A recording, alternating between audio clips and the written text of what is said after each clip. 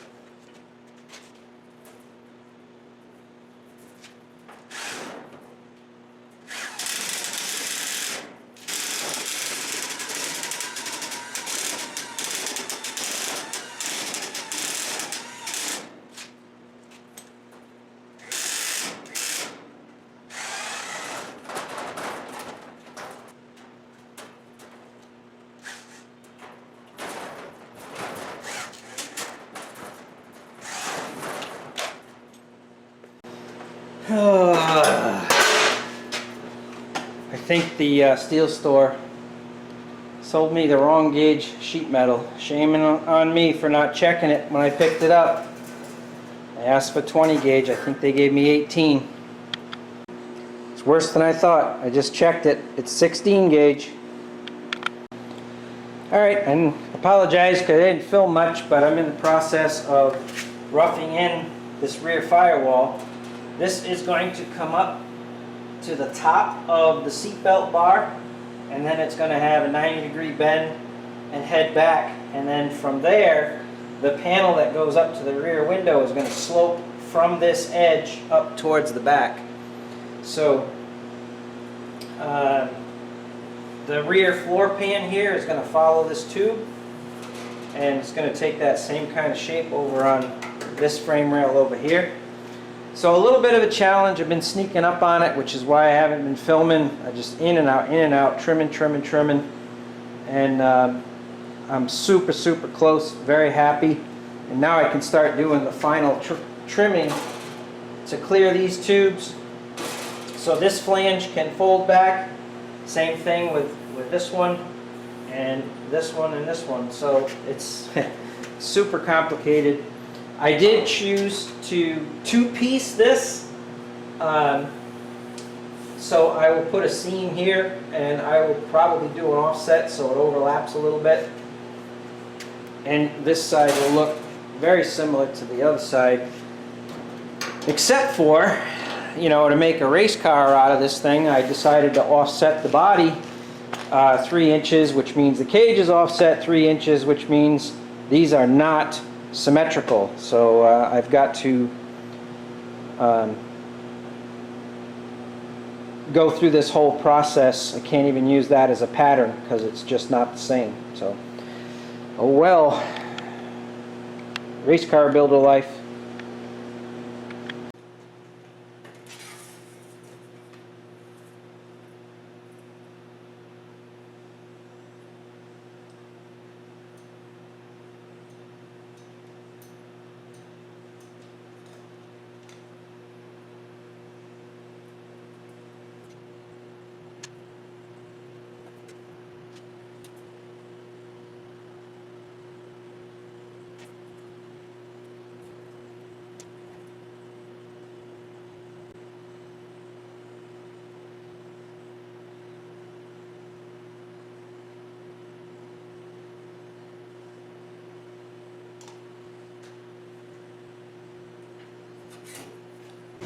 it's tough to see, but it's in there. Well, there's some pretty good progress for today. Alright, just so you know what I went through to make this side, what I've done is I made this extra long so it comes down, and this cross member tube is right behind this. So technically, I think on the other side what I did was I trimmed this to the halfway point, which I may do again because I'm going to end up tack welding this sheet to the tube that's right behind here. This tube kind of runs upward that the double frame rail connects to.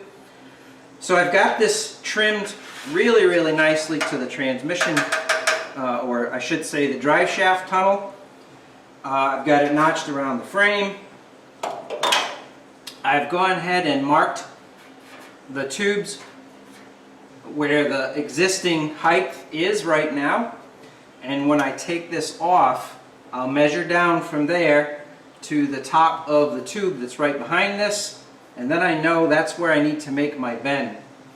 But while I'm here, I'm going to go ahead and use my level to mark the location of these cuts that are eventually going to have to be made. And I use the level because I can tell if my lines are going to be vertical or not. So I'll do that now. And at least that'll prep me for the next time I put this in with the bends. You know, this material I know and understand that has to be removed, so when I bend it over. But what I'll do is when I measure down, I'll put the half round in there to go around both of these tubes. Alright, we're getting there, folks. It's definitely time consuming. You know, it's that way because the it's that way because, you know, you just want it to be right, so as best you can, well, at least as best that I can. Obviously there's plenty of margin of error here, just from my skill set, and so on and so forth. So, alright, let me mark this one, and then at least I'll know where the vertical slices have to go in the sheet metal to make it, and again, this will get some sort of half round. We can see that my target, if this is pushed all the way down, my target bend line is going to be right here. So I'll hold a piece of roll bar tubing up and make it tangent in 3 locations, and when I cut it and fold it, it should make a nice half round located right there. Phew! It's humid today.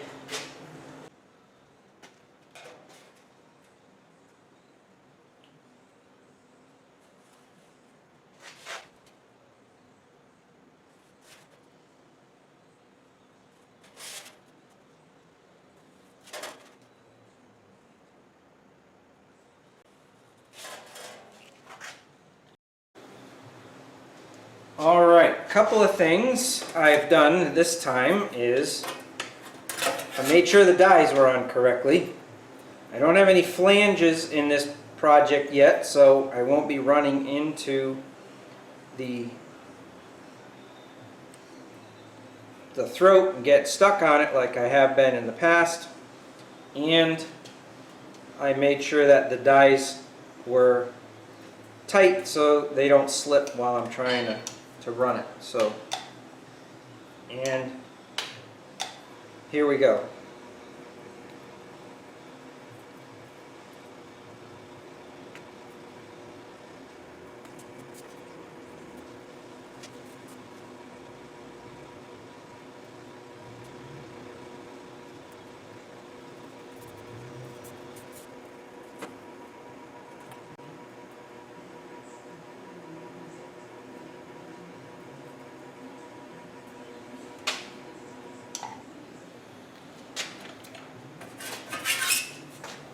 Not too shabby. Probably one of the better ones so far. Not too lumpy and bumpy. I'll take it.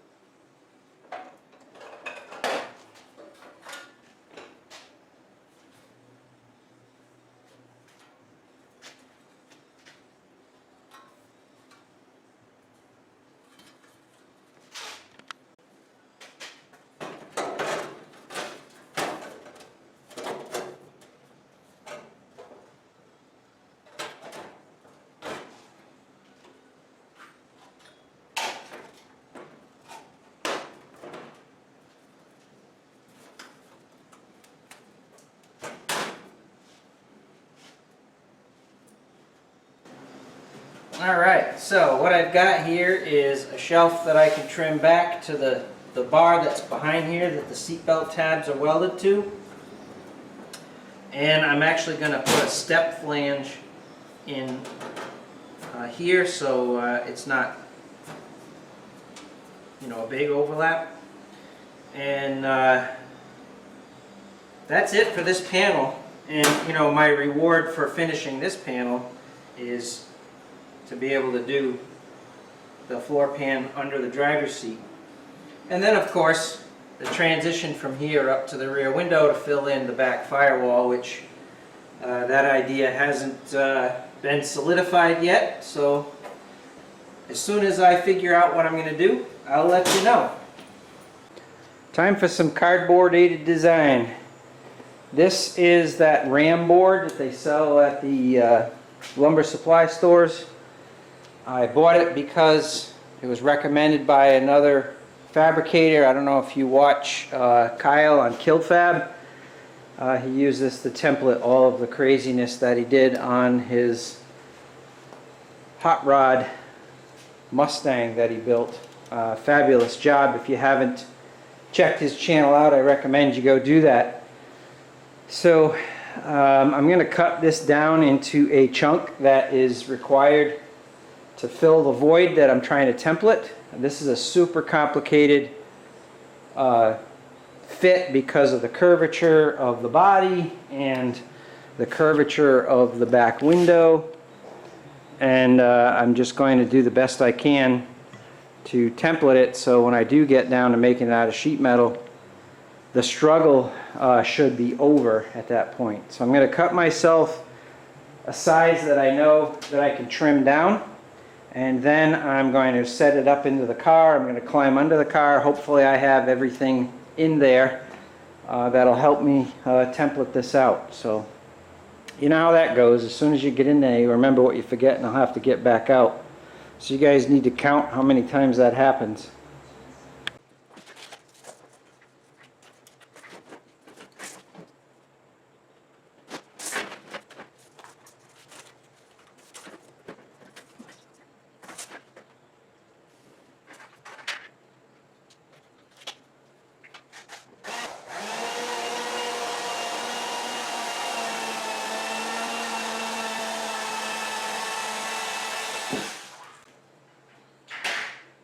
Well, because this is thick enough and dense enough, the old sheet metal shear cuts it quite nicely.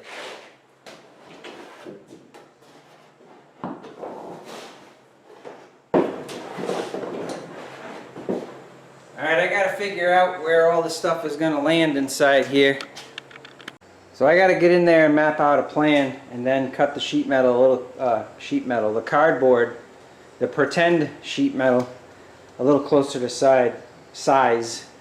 So Again, I really don't know what the configuration of that rear firewall is going to be in terms of the angles and position, so I got to figure that out. Then I can go in and trim the cardboard down to something a little closer. It's going to be real difficult for you folks to see what I'm up to, just because the rear cowl there is in the way, the crossbar is in the way. That's the best I can do, so just have to bear with me.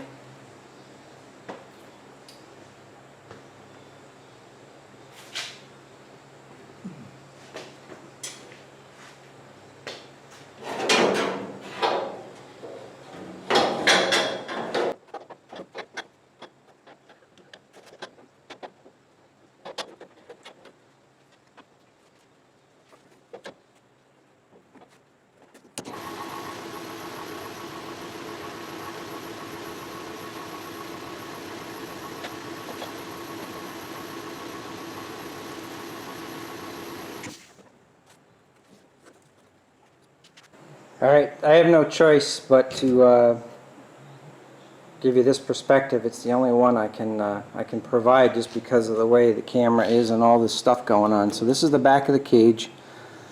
This piece of tape right here goes down to the firewall down here. This is the up vertical part of the firewall right behind the driver's seat. And I think I'm going to go with a upward angle here, and then transition to a steeper angle out the back window. I kind of like this angle. It has a resemblance of what a rear spoiler angle would be at the very back of the car. So what I'm really trying to do is encourage the air that comes into the cockpit to exit out the car and not get trapped all around and behind here. The tape on the other side is what would it look like if it was straight from that panel behind the seat up to the rear window, way over there. And straight would be okay, but the transitions over to where the cage bars come down through, that have to be the sheet metal that goes there has to be cut in contour around those. Is going to be extremely difficult. So I'm going to save that for a smaller piece rather than one big giant piece. And what may end up happening is, on those two bars over there, and same thing on this side, is put a little short piece of metal and end the sheet metal on the inside, and then make the outside a separate piece. That'll end up being kind of a crush panel that's replaceable. But that's a lot of work and a lot of time, and I'm rapidly running out of time, so forgive me if I don't videotape much. I'm gonna start trimming some cardboard, making the landing zone up here for the sheet metal to sit on, so it comes all the way up flush with the edge of the rear window, and that should provide a tremendous amount of strength to this weak, tired old sheet metal that's been crashed severely a bunch of times and straightened a bunch of times. Alright, that's enough talking. I gotta get to work. I know it's not much to look at, it's difficult to see, but the complicated portion as far as the flange being cut around all those tubes is roughed in as far as the template is concerned, and trying to give you some sort of perspective of what the angle is through the little coupe window here. So there's a piece of 1/2x1/2 tubing across here, and that blue tape over there will be the second panel that goes from here up. So I'm gonna quit now because it's the hottest September on record, so I'm sweating and I'm wiped out. So I'm going to quit before I make some sort of huge mistake, and we'll pick this up tomorrow.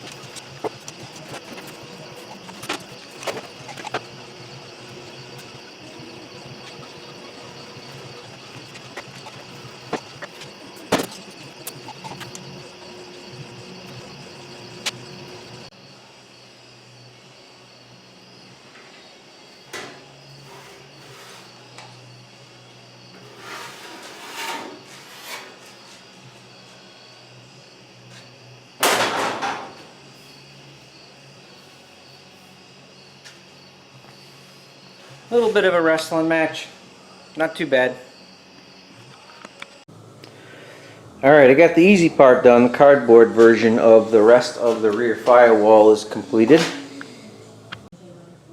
So the theory is start the air escaping from the cockpit up the first ramp and then accelerate and head up the second ramp to try to get the air from being trapped inside the body.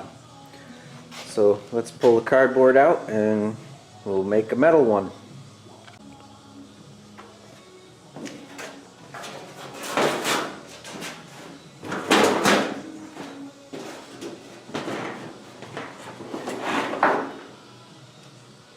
So hopefully what you can see is I've got some strips that are connected to a small cross member. This is 1/2 by 1/2 by 0.65 that the first shelf is tack welded to. That's the foundation for it, as well as the transition piece up to the back window. I think I showed you before how I put this sheet metal lip on to provide some strength here for the body. And I also have these are 20 gauge angles that are bent up, and I have one on either side. Hopefully I can get you something to look at there. So what I was trying to show you is this little angle is tacked to these back roll bars and the horizontal piece and the rear lip here. So that's a place to attach the rear firewall to, so it's not just loose out there flopping around in the breeze. And there's the same thing on this side. So we're looking through the quarter window. This is the main roll bar. This is the L bracket that's also tacked to the 2 rear cage supports to act as a shelf for that rear firewall to land on.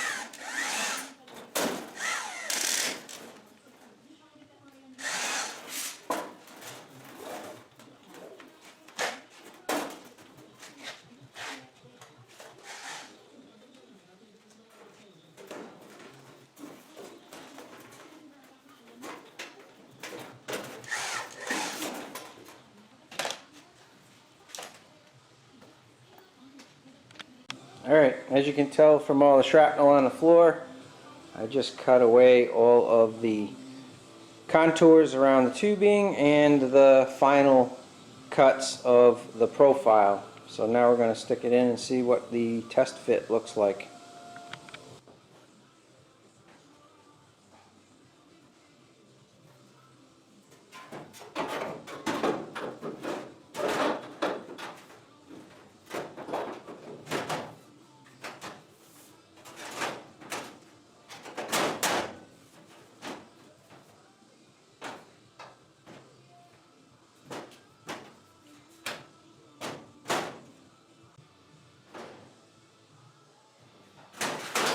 Alright, that fits pretty good, but I am going to make one tiny adjustment down around this fish mouth. I tightened up this. I made some notes on the template to tighten that up. I've got to loosen it up a little bit because it's preventing it from slipping all the way up and covering the outside edge of the body. So I'll do that. make sure it's going to work, and then I'll, there's two more steps. I've got to do the pattern for the bead roller to add some strength to the flat sheet, and then I've got a small bend that I need to make the small flange down here so it sits flush with the plate underneath, and then I can call it done, I hope. Alright, so that comes up to the top now, so the transition should work just fine.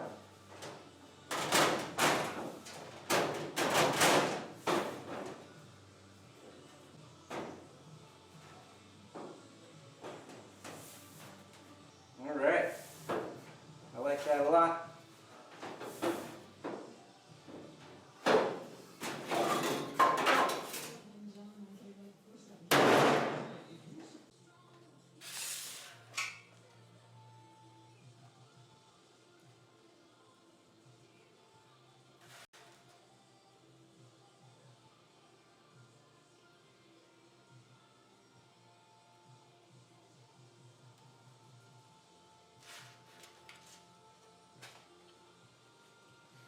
Alright, got the universal circle template, and the funny thing is this contour here, nobody will ever notice it but me, and perhaps you folks, but the size of the panel and the contour that ended up being here is almost identical to the one in the rear taillight panel. So it's killing me not to do something fancy in the middle of this, just because when you look in the car you'll be able to see it, but the throat depth of my bead roller won't allow me to do it. So someday when I can afford a $2,000 or more bead roller, maybe I'll be able to do some of those fancy things on long panels.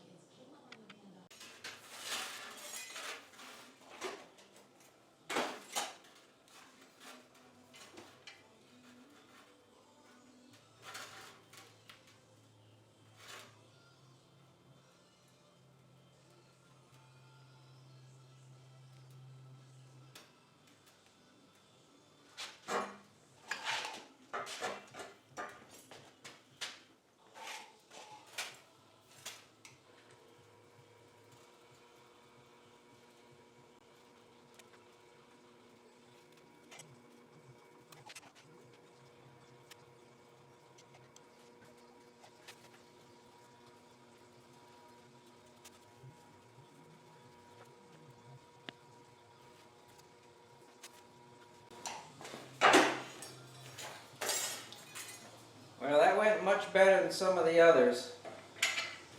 I'm making it more difficult for myself because I don't have some temporary shelf on the machine to support those long things that allow it to slide it around.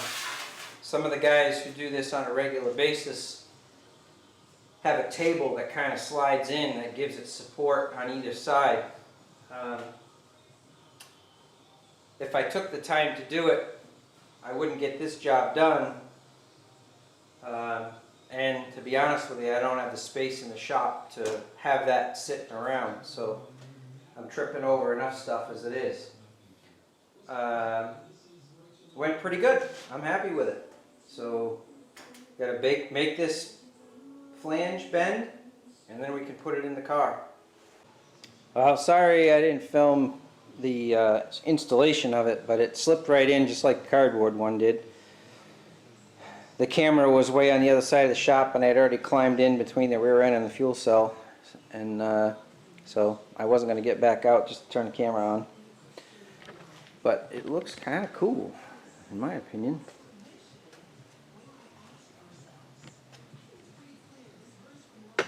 Hopefully you can get a vision of what's going on in there. Not too shabby. So the last portion of the rear firewall was the last major section of the entire sheet metal interior. minus what's called crush panels. So the crush panels there'll be a flat stock piece here, and that'll allow me to pop rivet some crush panels that come out to the contour of the body, and I'll do those in probably 1-2 pieces, depending on how complicated they are and how hard it is to slide them into place. So those will be done almost as a last minute thing, because it's short pieces of sheet metal, easy cardboard work to trace out, and then it's just pop rid of them in place. Pretty psyched that the interior and the sheet metal associated with it is near completion. Alright, till next time, remember, if you're going to be stupid, be smart about it.